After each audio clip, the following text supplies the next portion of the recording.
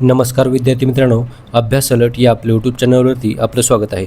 तर विद्यार्थी मित्रांनो, आज आपण पाहणार आहोत 16 जून 2026च्या अत्यंत महत्त्वाच्या चालू घडामोडी. तर व्हिडिओ पहिल्यापासून शेवटपर्यंत पाहण्याचा प्रयत्न करा. अतिशय महत्त्वाचे आणि निवडक प्रश्न असणार आहेत, जे की तुम्हाला कोणत्याही स्पर्धा परीक्षेमध्ये डायरेक्ट विचारले जाऊ शकतात. तर बघा, आजचा प्रश्न क्रमांक 1 आहे, 100वे अखिल भारतीय मराठी साहित्य संमेलन कोणत्या ठिकाणी आयोजित केले जाईल? तर बघा, याचं उत्तर आहे पुणे. ऑप्शन नंबर सी याचं उत्तर असणार आहे. तर पुणे शहरामध्ये 100वे अखिल भारतीय मराठी साहित्य संमेलन आयोजित केले जाणार आहे. तर लक्षात ठेवा, अतिशय महत्त्वाचा प्रश्न आहे. बघा, 2027 साली याचे आयोजन केले जाईल. तर बघा, पुढील वर्षी याचे आयोजन होणार आहे. तर लक्षात ठेवा, कारण की 100व्या क्रमांकाचे आहे, तर त्याचमुळे प्रश्न महत्त्वाचा ठरतो. ओके, तर लक्षात ठेवा. चला बघूयात आपण विद्यार्थी मित्रांनो. बघा, 100वे अखिल भारतीय मराठी साहित्य संमेलन हे पुण्यामधील सावित्रीबाई फुले पुणे विद्यापीठ येथे आयोजित केले जाणार आहे.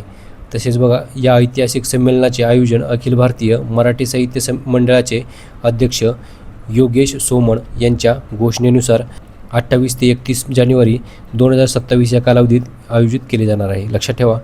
चला पुढचा प्रश्न बघूयात आपण. बघा, प्रश्न क्रमांक 2 आहे, ग्लोबल पीस इंडेक्स 2026मध्ये भारत कितव्या क्रमांकावर आहे? तर बघा, अतिशय महत्त्वाचा प्रश्न आहे. याचं उत्तर आहे बघा 127. ऑप्शन नंबर ए याचं उत्तर असणार आहे.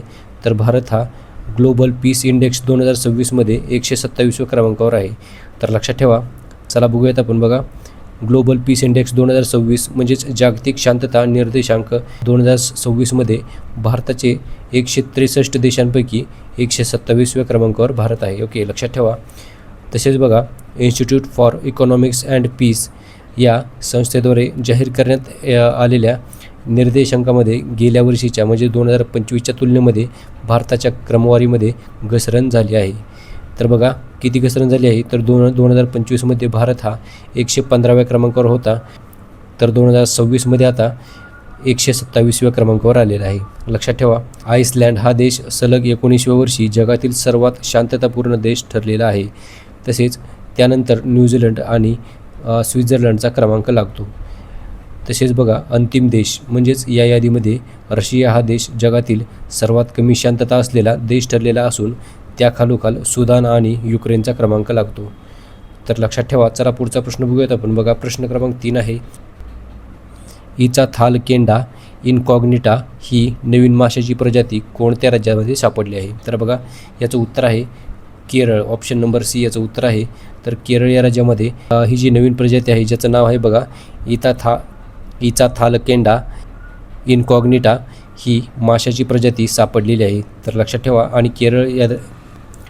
केरळची राजधानी आहे बघा तिरुवनंतपुरम.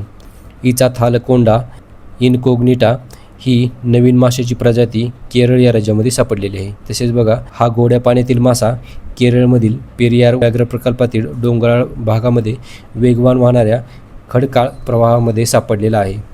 तर लक्षात ठेवा. चला पुढचा प्रश्न आहे बघा, प्रश्न क्रमांक 4 बघूयात आपण. कोणत्या राज्य सरकारने प्रोजेक्ट गंगा हा ग्रामीण भारत डिजिटल कनेक्टिव्हिटी सुनिश्चित करण्यासाठी सुरू केलेला आहे? तर बघा, प्रोजेक्ट गंगा हा उत्तर प्रदेश या राज्याने सुरू केलेला आहे. तर ऑप्शन नंबर ए याचं उत्तर असणार आहे. तर लक्षात ठेवा, उत्तर प्रदेशचे मुख्यमंत्री आहेत बघा योगी आदित्यनाथ. उत्तर प्रदेशची राजधानी आहे लखनौ. तर चला बघूयात आपण. बघा, ग्रामीण आणि निमशहरी भागामध्ये डिजिटल दरी म्हणजेच डिजिटल डिवाईड कमी करून लोकांना हाय स्पीड इंटरनेट पुरवणे हे याचे मुख्य उद्देश आहे. तसेच बघा, पुढील 2 ते 3 वर्षामध्ये राज्यातील सुमारे 20 लाख कुटुंबांना ब्रॉडबँडद्वारे जोडणे हे याचे लक्ष्य आहे. तर लक्षात ठेवा. चला पुढचा प्रश्न बघूयात आपण. बघा, प्रश्न क्रमांक 5 आहे, जगातील पहिले कायमस्वरूपी अणुकचरा साठवण केंद्र कोणत्या देशाने स्थापन केले आहे? तर बघा, जगातील पहिले असल्यामुळे प्रश्न महत्त्वाचा आहे. याचं उत्तर आहे बघा फिनलंड. ऑप्शन नंबर डी याचं उत्तर असणार आहे. तर फिनलंड या देशाने जगातील पहिले कायमस्वरूपी अणुकचरा साठवण केंद्र हे स्थापन केलेले आहे. तर चला बघूयात आपण. बघा, फिनलंड या देशाने आपल्या नैऋत्य किनाऱ्यावरील ऑलकिलिओटो बेटावर ओनकोलो नावाचे जगातील पहिले खोल भूगर्भीय अणुकचरा साठवण केंद्र यशस्वीरित्या उभारले आहे.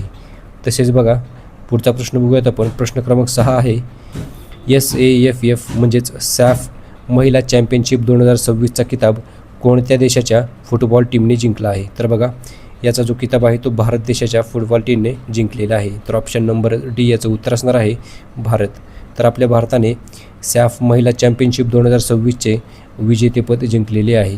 तर चला बघूयात आपण.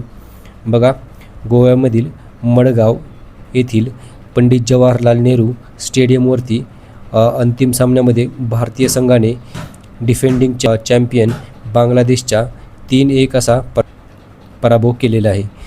या विजयासह भारताने तब्बल 7 वर्षानंतर विजय मिळवलेला आहे.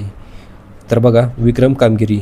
तर भारतीय महिला फुटबॉल संघाने हे 6वे SAFF म्हणजेच सॅफ चॅम्पियनशिप विजेतेपद जिंकलेले आहे. यामुळे भारत हा या स्पर्धेमध्ये इतिहासातील सर्वात यशस्वी संघ ठरलेला आहे. तर लक्षात ठेवा. चला पुढचा प्रश्न बघूयात आपण. बघा, प्रश्न क्रमांक 7 आहे. लिव्हरपूल विद्यापीठाचे पहिली भारतीय शाखा कॅम्पस कोणत्या शहरामध्ये उघडण्यात आले आहे? बघा, याचं उत्तर आहे बंगळुरू. ऑप्शन नंबर ए याचं उत्तर असणार आहे. तर बंगळुरू म्हणजेच कर्नाटकमधील बंगळुरू या शहरामध्ये लिव्हरपूल विद्यापीठाची पहिली भारतीय शाखा कॅम्पस उघडण्यात आलेली आहे. तर लक्षात ठेवा. चला पुढचा प्रश्न आहे. बघा, प्रश्न क्रमांक 8 आहे. मुगा सिल्कला प्रोत्साहन देण्यासाठी आसामने सुरू केलेल्या मोहिमेचे नाव काय आहे? तर बघा, त्या मोहिमेचे नाव आहे मिशन सेने हजोरी. ओके, तर मिशन सेने हजोरी ही जी आसामने सुरू केलेली आहे मोहीम, ती मुगा सिल्कला प्रोत्साहन देण्यासाठी आहे. तर लक्षात ठेवा. बघा, आसाम या राज्याची राजधानी आहे बघा दिसपूर. चला बघूयात आपण. बघा, या मोहिमेचा उद्देश आहे मुगा रेशीमचे उत्पादन वाढवणे, विणकरांना आधुनिक तंत्रज्ञान देणे, तसेच आंतरराष्ट्रीय बाजारामध्ये ब्रँडिंग करणे. तर भौगोलिक मानांकन म्हणजेच GI टॅग मिळालेला आहे. बघा, आसामच्या मुगा सिल्कला आधीच GI टॅग मिळालेला आहे. तसेच बघा, या मोहिमेद्वारे अस्सल उत्पादनाची नक्कल रोखण्यासाठी कडक पावले उचलले जात आहेत. तर चला पुढचा प्रश्न बघूयात आपण. बघा, प्रश्न क्रमांक 9 आहे. बघा, महत्त्वाचा प्रश्न आहे. जागतिक पवन दिवस म्हणजेच वर्ल्ड विंड डे हे दरवर्षी केव्हा साजरा केला जातो? तर बघा, जागतिक पवन दिवस हा दरवर्षी 15 जून रोजी साजरा केला जातो. ऑप्शन नंबर ए याचं उत्तर असणार आहे. तर चला बघूयात आपण. बघा, जागतिक पवन दिवस म्हणजेच ग्लोबल विंड डे हा दरवर्षी 15 जून रोजी साजरा केला जातो. तर बघा, या दिवसाची सुरुवात युरोपियन विंड एनर्जी असोसिएशनद्वारे 2007मध्ये झाली होती आणि पुढे 2009मध्ये ग्लोबल विंड एनर्जी काउन्सिल याच्या सहभागाने याला जागतिक स्वरूप देण्यात आलेले आहे.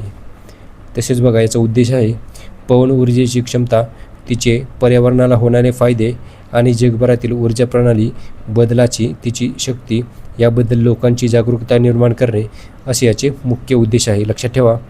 चला पुढचा प्रश्न बघूयात आपण. बघा, प्रश्न क्रमांक 10 आहे.